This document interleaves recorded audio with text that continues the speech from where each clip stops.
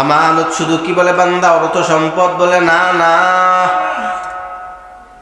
আমানত শুধু অর্থ সম্পদ না, বলে বান্দা আপনার কাছে যদি একজন কোনো অর্থ সম্পদ দেয়,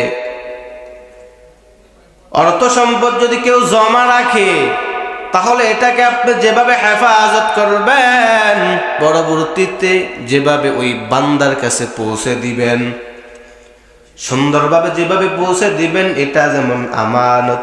কোন বান্দা যদি কোনো বান্দার কাছে, বান্দির কাছে কথা রাখে, কেউ যদি কোনো কথা, গোপন কথা একজনকে আরেকজন বলেনি, কথা কয় না, একজনকে আরেকজন গোপন কথা বলেনি, বইলা বলে ভাই এই কথাটা কারো কাছে বলবা না, বলেনি, এটা আমানত। আপনি যদি ওই বান্দাজি বলল এই কথাটা কারো কাছে বলবা না, এই কথাটা কারো কাছে প্রকাশ করবা না, আপনি যদি এই কথাটা আবার তৃতীয় কোনো ব্যক্তির কাছে বলেন, তাহলে বান্দা আপনি আমানতের খেয়ানত করলেন। কি করলেন? আমানতের খেয়ানত করলেন। কেউ যদি কোনো গোপন কথা বলে, তাহলে সেই কথাটা সুন্দরভাবে আপনার নিজের অন্তরের মধ্যেই রেখে দিতে হবে। কোনো বান্দা বান্দির কাছে, ভিন্ন কোনো মানুষের কাছে সেই কথাটা বলা আপনার জন্য জায়েজ নাই। এর বান্দা আমানত কি? মায়ার নবী, দয়ার নবী, রহমতের নবী, আমার আপনার পয়গম্বর জানায়া দেয়, قال النبي صلى الله عليه وسلم لا ঈমান লিমান লা আমানাত লা। যেই মুমিনের মধ্যে, যেই বান্দা বান্দির মধ্যে আমানতদারিতা নাই, তার ঈমানই নাই। যার মধ্যে আমানতদারিতা নাই, তার কি নাই? ঈমানই নাই। তাহলে বলেন, এইবার বলেন, আমানত কত গুরুত্বপূর্ণ একটা বিষয়। এটা মুসলমান ইমানদার আল্লাহর গোলাম, আজকে আমরা আমানতের কদর করতে পারি না, আমানতের কদর করতে পারি না। আমানতের খেয়ানত আমাদের দ্বারা হইয়া যায়। এরে আল্লাহর গোলাম বলে অর্থ সম্পদ জমা রাখা, সুন্দরভাবে জমা রাখলে যেমন তার কাছে ফিরিয়ে দিতে হয়, এটা যেমন আমানত। এই বান্দা কেউ যদি গোপন কথা বলে, এই কথাটা অন্য কোনো বান্দা বান্দির কাছে না বলা, এটাও একটা আমানত। এ বান্দা, শুধু তাই নয়, আমানত কি? এ বান্দা, আপনি ঘরের একজন পুরুষ, আপনি ঘরের একজন মালিক, আপনি ঘরের কর্তা, পুরা ঘরওয়ালা ঘরওয়ালি যারাই আছে সবাই আপনার আমানত। এ বান্দা বান্দিগণ, ভালো করে শুনেন, আপনার স্ত্রী, আপনি স্বামী, আপনার স্ত্রী আপনার আমানত। শুধু তাই নয়, এ বাবা মা, ভালো করে শুনে নেন, আপনার সন্তান, আপনার ছেলে মেয়ে আপনার আমানত। শুধু তাই নয়, একজন ইমাম সাহেবের কাছে তার মুসল্লিগণ আমানত। এরে বান্দা বান্দিগণ, মুসলমান ইমানদার আল্লাহর গোলাম, একজন মেম্বারের কাছে তার ওয়ার্ডের জনগণ আমানত, একজন চেয়ারম্যানের কাছে তার ইউনিয়নের জনগণ আমানত। এরে বান্দা, সরকারের কাছে তার জনগণ, গোটা দেশের জনগণ কি বলেন? আমানত। এ বান্দা বান্দিগণ, এ মুসলমান, এই যে চেয়ারটা, এ খতিবের চেয়ারটা, মিম্বরটা আমার কাছে, আপনারা গোটা এলাকার সবাই আমানত। আপনাদেরকে কিভাবে দিনের পথে রাখা যায়, আপনাদেরকে কিভাবে আল্লাহর পথে পরিচালিত করা যায়, সেই দেখাশোনা করার দায়িত্ব আমার। তাহলে বুঝলেন কি? প্রত্যেককে জিজ্ঞাসিত করা হবে, আমানতদারিত্ব সম্পর্কে জিজ্ঞাসিত করা হবে। আপনার অধীনস্থ যারাই আছে তারাই আপনার আমানত। এর বান্দা বান্দিগণ, আমানতদারিতা রক্ষা করা লাগবে নি? জোরে কন, আমানতদারিতা রক্ষা করা লাগবে নি? আমানতদারিতা রক্ষা করা লাগবে। এ মুসলমান ইমানদার আল্লাহর গোলাম, ভালো করে শুনে নেন, শুধু আমানত কি বলে বান্দা, সব কিছুই আমানত। এ মুসলমান ইমানদার আল্লাহর গোলাম, দুনিয়ার জমিনে যেই কাজটা যেখানে করবেন সঠিকভাবে করাটাই হলো আমানত। ভুলভাবে যদি ভুলভাবে করেন তাহলে আপনি আমানতের খেয়ানত করলেন। কি করলেন? খেয়ানত করলেন। এ মুসলমান, এ আল্লাহর গোলাম, ভালো করে শুনে নেন। আপনি যদি আপনার নেতা নির্বাচন করতে চান তাহলে সঠিক নেতা নির্বাচন করা লাগবে। যদি ভুল নেতা নির্বাচন করেন তাহলে আপনি আমানতের খেয়ানত করলেন। কি করলেন বলেন? জোরে কন, জোরে কন। খেয়ানত করলেন। যদি আপনি ভুলভাবে ভুল নেতা নির্বাচন করেন, খেয়ানত করলেন। অনেকেই প্রশ্ন করে হুজুর, অনেকেই আমারে প্রশ্ন করেছে হুজুর তাহলে এবার ভোটটা কোথায় দিব? কি তাহলে এবার ভোটটা কোথায় দিব? সুন্দর প্রশ্ন, সুন্দর জবাব আছে। এর মুসলমান ইমানদার আল্লাহর গোলাম, আপনি এমন নেতা নির্বাচন করবেন, এমন ব্যক্তিকে ভোট দিবেন যেই ব্যক্তিকে সিল মারার পর, যেই ব্যক্তি সংসদে যাইয়া ইসলামের বিরুদ্ধে কোনো আইন প্রয়োগ করবে না, যেই নেতা বান্দা বান্দিগণ দুর্নীতি করবে না, দুঃশাসন করবে না, যেই নেতা গরিবের হক মাইরা খাইবে না, যেই নেতা জনগণের উপর সুন্দরভাবে আচরণ করবে, জনগণের হক জনগণকে বুঝাইয়া দিবে, এমন নেতা নির্বাচন করা আপনার জন্য আমানত। 500 টাকা 1000 টাকা খাইয়া যদি ভোটটা ঘুরাইয়া দেন তাহলে কিয়ামতের ময়দানে ফেরেশতারা পেটের উপর পাড়া দিয়া আগুনের কয়লা পেট থেকে বের করে ফেলবে। আমানতদারিতা রক্ষা করা লাগবে। কি করা লাগবে? আমানতদারিতা রক্ষা করা লাগবে। এক সন্তানকে জায়গা বেশি দেয়, আরেক সন্তানকে বঞ্চিত করে, এমন বাবা আছে না নাই? এটা আমানতের খেয়ানত করলেন। কি করলেন? কথা কয় না, কি বিরুদ্ধে যায়? উল্টা পাল্টা বলতেছি, সঠিক কথা বলতেছি। এ মুসলমান, ছেলেদেরকে জায়গা বেশি দেয়া দেয়, মেয়েদেরকে বঞ্চিত করে, এমন কুলাঙ্গার বাবা আছে না নাই? এমন কুলাঙ্গার বাবা অভাব নাই। এ বান্দা, দুনিয়ার জমিনে যদিও আপনি বাবা হইয়া একজন মেয়েকে আপনি বঞ্চিত করলেন জায়গা সম্পদ থেকে, আপনি মনে রাখেন এর সম্পর্কে আমার আল্লাহ কিয়ামতের ময়দানে আপনাকে জিজ্ঞাসা করবে। আর জিজ্ঞাসা করার পর যদি আপনি সুন্দরভাবে জবাব না দিতে পারেন, কেন আপনি জুলুম করলেন, কেন আপনার কন্যাকে আপনি বঞ্চিত করলেন, তাহলে কিন্তু অবস্থা বড় খারাপ হয়ে যাবে। আর যেই সন্তানকে একজনকে জিতায় আর একজনকে ঠগা দিলেন, ওই সন্তানই বান্দা আপনাকে কিয়ামতের ময়দানে বাবা হিসেবে পরিচয় দিবে না। কি দিবে না? এই দুনিয়ার জমিনে যদি কেউ বলে আপনি আমার আব্বা না, মানুষের সামনে যদি বলে আপনি আমার বাবা না, আপনার সন্তানের উপর আপনার কেমন একটা রাগ হবে। রাগ হবে না মায়া হবে? কথা কয় না? ওই হাসরের ময়দানে আল্লাহ রাব্বুল আলামিন বলে, ইয়াউমা ইয়াফিরুল মারউ মিন আখিহি ওয়া উম্মিহি ওয়া আবিহি ওয়া সাহিবাতিহি ওয়া বানিহি। আল্লাহ জানায় দেয় রে গোলাম, ওই কিয়ামতের ময়দানে ভাই ভাইরে ভুলে যাবে, বাবা সন্তানকে ভুলে যাবে। এ বান্দা, ভালো করে শুনে নেন, সন্তান বাবারে ভুলে যাবে, স্বামী স্ত্রীকে ভুলে যাবে, স্ত্রী স্বামীকে ভুলে যাবে, সবাইরে ভুলে যাবে। এটি মুসলমান ইমানদার আল্লাহর গোলাম। তাহলে বলেন ওই কঠিন সময়ে আপনার সন্তান আপনারে ভুলে যাবে, যাদের জন্য দুনিয়াতে একজন সন্তানকে ঠগায়া অপর সন্তানকে জিতায়া দিলেন, এই সন্তানের জন্য কিয়ামতের ময়দানে আল্লাহর দরবারে আপনাকে দাঁড়াইতে হবে, আটকে যাবেন। তাহলে কি বুঝলেন? আমানতদারিতা রক্ষা করা লাগবে নি? কথা কন না? আমার দায়িত্ব আমি বুঝাইয়া দেওয়া, মানা না মানা দায়িত্ব কার? আপনার। কার? আমার দায়িত্ব এই চেয়ার থেকে আপনাদেরকে বলে দেওয়া, এটা কি মানবেন নাকি মানবেন না, এর দায়িত্ব আপনাদের। কারণ আল্লাহ রাব্বুল আলামিন কিয়ামতের ময়দানে এই যে বললাম, আমারেও জিজ্ঞাসা করা হবে, আপনি খতিব সাহেব, তুমি খতিব হইছ, তোমার মুসল্লিদেরকে তুমি সঠিক দিক নির্দেশনা দিয়েছো কিনা? আমাকে জিজ্ঞাসা করা হবে, আমারও তো পিঠ বাঁচানো লাগবে নাকি?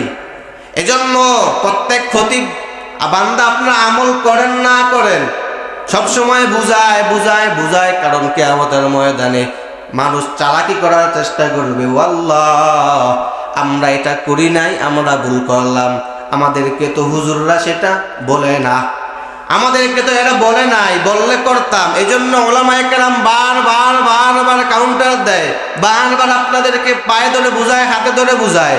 মানা না মানার দায়িত্ব আপনার, আপনার জবাব আপনি দিবেন, আমার জবাব আমি দিব।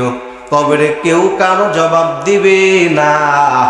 আরে আমার পয়গম্বর ফাতেমা রাদিয়াল্লাহু তাআলা আনহারে বলে, ও ফাতেমা, ইয়া ফাতেমা তু আনকিযি নাফসিকা মিনান নার, ও ফাতেমা নিজে নিজে আমল কইরা নিজে জাহান্নামের আগুন থেকে বাঁচো। কিয়ামতের ময়দানে কবরে যাইয়া বলবো, আমি ফাতেমা রাদিয়াল্লাহু আনহা পয়গম্বরের কন্যা, হযরত আলীর স্ত্রী, হাসান হুসাইনের মা, জান্নাতি রমণীদের সরদারনি, তা পরিচয় চলবে না। অতএব যার চিন্তা তার। এই বান্দা আমানত রক্ষা করা লাগবে, সঠিক জায়গায় সঠিক কাজ করার নামে আমানত।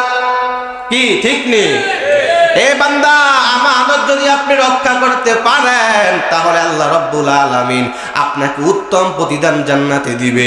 আবার অনেক সময় সেটার প্রতিদান আল্লাহ দুনিয়াতেই দিয়া দেয়। এ মুসলমান ইমানদার আল্লাহর গোলাম, মক্কার জমিনে এক আল্লাহর বান্দা, মক্কার জমিনে কাজী আবু বকর নামে এক আল্লাহর বান্দা। কাজী আবু বকর 3 দিনের ক্ষুধার্ত আল্লাহর বান্দা। কাজী আবু বকর মক্কার জমিনে ঘুরতেছেন 3 দিনের ক্ষুধার্ত এ বান্দা মক্কার জমিনে ক্ষুধা নিয়ে ঘুরতেছেন। হঠাৎ করে তাকাইয়া দেখে একটা সুন্দর থলি, রেশমি রুমাল দিয়া সুন্দরভাবে পেঁচানো একটা পুটলি। এটা দেখা কাজী আবু বকর এই পুটলিটা হাতে নিলেন, নিয়া বাড়ির মধ্যে রেখে দিলেন। কারণ অন্য কোনো মানুষ যদি এইটা নিয়ে যায়, তাহলে সঠিক যেই বান্দা হারায়া ফেলছে এই মালটা সে নাও পাইতে পারে। কাজী আবু বকর এইটা বাড়িতে নিয়ে যায়। কয়েকদিনের ক্ষুধার্ত, 3 দিনের ক্ষুধার্ত যুবক আল্লাহর গোলাম যখন বাড়ির থেকে এটা রাইকা বাড়ির থেকে বের হয়ে গেলেন, মক্কার অলিতে গলিতে ঘুরতেছেন, দেখিনি কেউ এলান দেয়নি, কারো মাল হারানো গিয়েছিনি। এইবার হঠাৎ করে আল্লাহর বান্দা কাজী আবু বকর তাকায়া দেখেন মক্কার জমিনে একটা উঁচু জায়গায় একজন বৃদ্ধা মানুষ এক হাতের মধ্যে কিছু অর্থ নিয়া ঘোষণা দিতেছেন, আমার একটা থলি হারানো গিয়েছে, আমার একটা থলি হারানো গিয়েছে। যদি এইটা কেউ পেয়ে থাকো তাহলে আমাকে দিয়া দাও। ওই থলিটা, ওই মালটা, অর্থটা তোমার জন্য হারাম। ওই সম্পদটা আমার হাতে দাও, আর আমার হাতে যেটা আছে পুরস্কার হিসেবে সেটা তুমি নিয়ে নাও, এইটা তোমার জন্য হালাল। আবু বকর, কাজী আবু বকর দেখা ওই বৃদ্ধা মানুষ তার হাতের মধ্যে ধরলেন, দইরা বৃদ্ধা লোকটারে বাড়িতে নিয়ে এলেন। বাড়িতে নিয়ে আইসা বলে, আপনি আগে বলেন আপনার কি হারানো গিয়েছে, প্রমাণ দেন, তারপরে আমি আপনাকে এইটা দিব। বৃদ্ধা লোকটা বলতেছে, রেশমি রুমাল দিয়া মোড়ানো একটা পুটলি, এর ভিতরে হীরার নেকলেস, একটা হীরার নেকলেস। এ বান্দা হীরা দ্বারা সুন্দরভাবে সংরক্ষিত একটা কোটি টাকার, অনেক দামি। কাজী আবু বকর এই বৃদ্ধা লোকের এই কথা শুনিয়া আল্লাহর বান্দা কাজী আবু বকর তিনি এইবার ওই পুটলিটা খুললেন। খুইলা দেখে সুন্দরভাবে ওই পুটলির মধ্যে বৃদ্ধা লোকটার কথা অনুযায়ী হীরা রাখা আছে। কি রাখা আছে? হীরা রাখা আছে। এইবার কাজী আবু বকর ওই বৃদ্ধা লোকটারে তার পুটলিটা তাকে বুঝাইয়া দেয়। এইবার বৃদ্ধা লোকটা একটা থলি, যেটা পুরস্কার হিসাবে ঘোষণা করেছিল, ওই পুরস্কার ওই কাজী আবু বকরকে দিতে চায়, কিন্তু আবু বকর নেয় না। আবু বকর বলে, না না না, আল্লাহ রাখবেন, কেউ যদি আমানতদারিতা কারো সম্পদ রক্ষা করে তাহলে এর প্রতিদান আমার আল্লাহ জান্নাতে দিবেন, এর পুরস্কার আমার আল্লাহ দিবেন। এজন্য কাজী আবু বকর নাই। বিদ্যা লোকটা বলে হায় হায়, এই যুবকের কথা শুনিয়া তো আমার জান্নাতি যুবকের কথা মনে পড়ে গেল।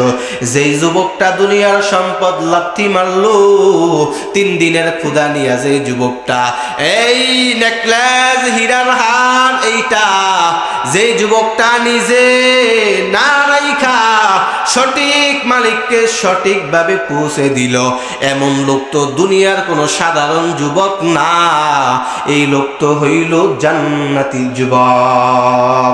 ওই বিদ্যা লোকটা একবার সামনে যায়, আরেকবার পিছনে তাকায়, একবার সামনে হাঁটে, আরেকবার কই তাকায়, পিছনে তাকায়, আর জান্নাতি যুবক কাজী আবু বকরকে দেখে। এই বিদ্যা লোক চলে গেলেন। কিছুদিন পর কাজী আবু বকর যুবক মানুষ সামুদ্রিক সফরে বান্দা রওয়ানা, সামুদ্রিক সফরে রওয়ানা, জাহাজে করে রওয়ানা। কিসে করে? জাহাজে করে রওয়ানা। এরে বললাম, ওই জাহাজে করে যখন রওয়ানা, হঠাৎ করে নদীর মাঝে তুমুল ঝড়ে ওই জাহাজটা ডুবে গেল। আল্লাহর বান্দা কাজী আবু বকর একটা কাঠের মধ্যে ধরলেন, দইরা বাঁচতে একটা দ্বীপে চলে গেলেন। কোথায় চলে গেলেন? কাজী আবু বকর বেহুশ, দ্বীপে যাইয়া আল্লাহর বান্দা বেহুশ হয়ে গেলেন। যখন হুশে ফিরল, তাকায়া দেখে একটা মসজিদের মিনার দেখা যায়। কি দেখা যায়? মসজিদের মিনার দেখা যায়। কাজী আবু বকর এইবার চিন্তা করলো, তাহলে এটা মুসলমানদের ভূখণ্ড, এই জায়গায় মুসলমান বাস করে। আল্লাহর বান্দা কাজী আবু বকর হাঁটতে হাঁটতে ওই মসজিদে গেলেন। যাইয়া সুন্দরভাবে আল্লাহর বান্দা কাজী আবু বকর কোরআন তেলাওয়াত করতে শুরু করলেন। আবেগময় কণ্ঠে, সুন্দরভাবে সুরজিত কণ্ঠে কোরআন তেলাওয়াত শুরু করলেন। জোরে জোরে কোরআন তেলাওয়াত। এলাকার সমস্ত মানুষ বলে হায় হায়, এত চমৎকার কণ্ঠ, এত সুন্দর তেলাওয়াত, এ কে সে যুবক? সবাই ভিড় দিয়া গেলেন, সবাই মসজিদে চলে আসলেন আর বললেন, তুমি কোত্থেকে আসলা? বলে, এইভাবে আমার বাড়ি মক্কায়, আমি জাহাজ ডুবে এখানে চলে আসলাম। এলাকার লোকগুলো বলে, না না না, তুমি জাহাজ ডুবে এখানে আসো নাই, আমার আল্লাহ তোমার এখানে নিয়ে আইছেন। আমাদের মসজিদের খতিব সাহেব কিছুদিন আগে ইন্তেকাল করেছেন, এখন আমরা নতুন খতিব খুঁজতেছি কিন্তু পাইতেছি না।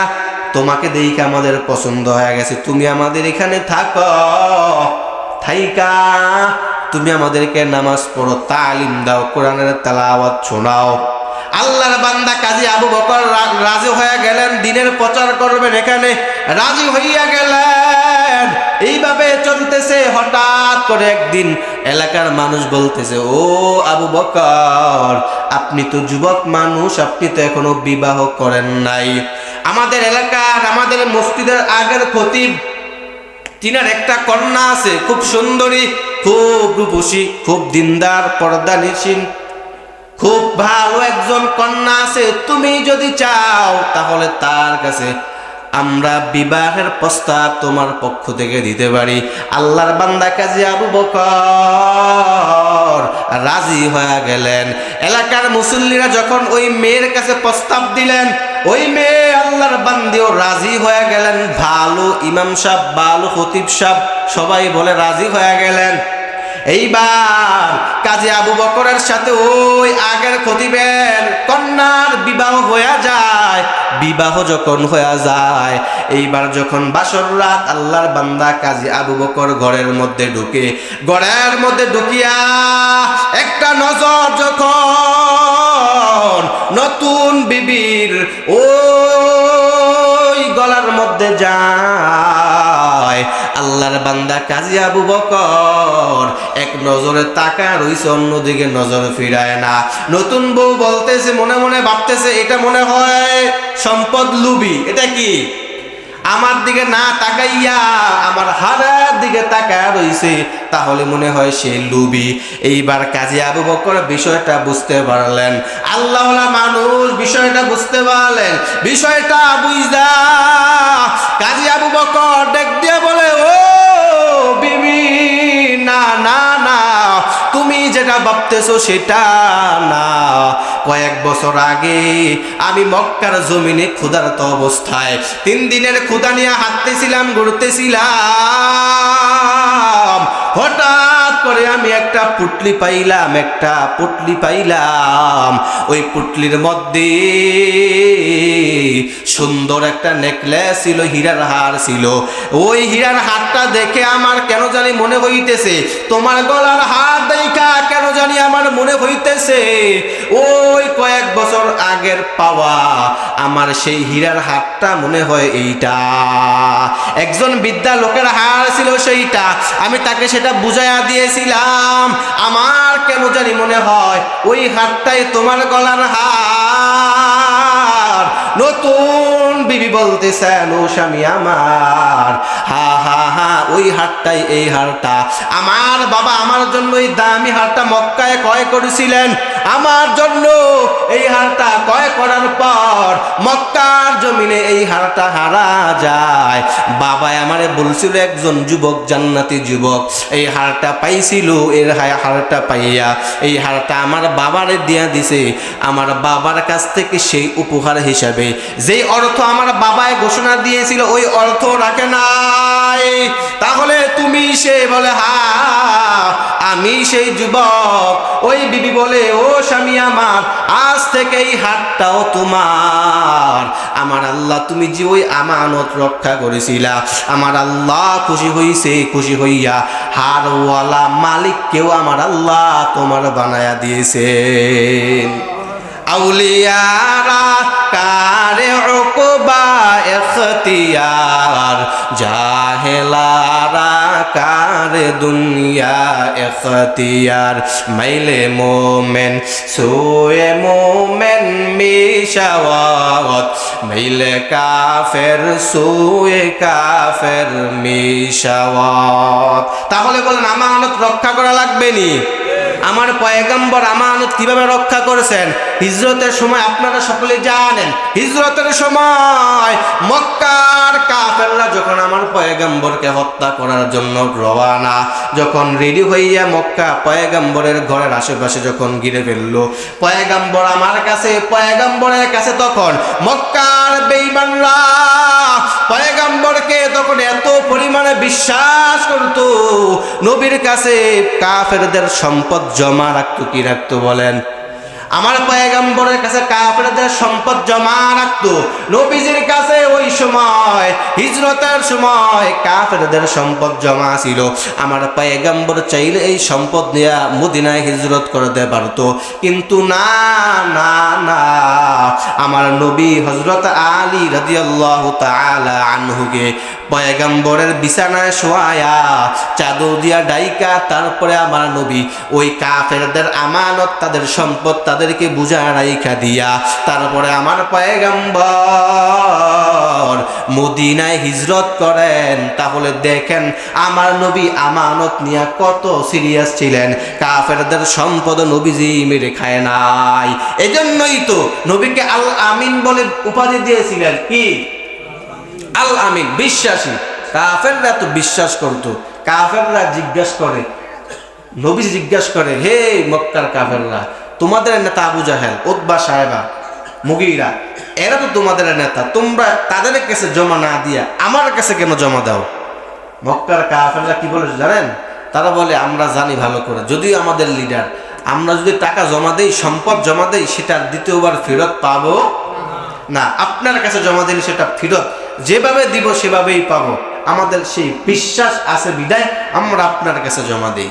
তাহলে আমানত রক্ষা করা লাগবে নি? যার মধ্যে আমানতদারিত্ব নাই তার কি নাই?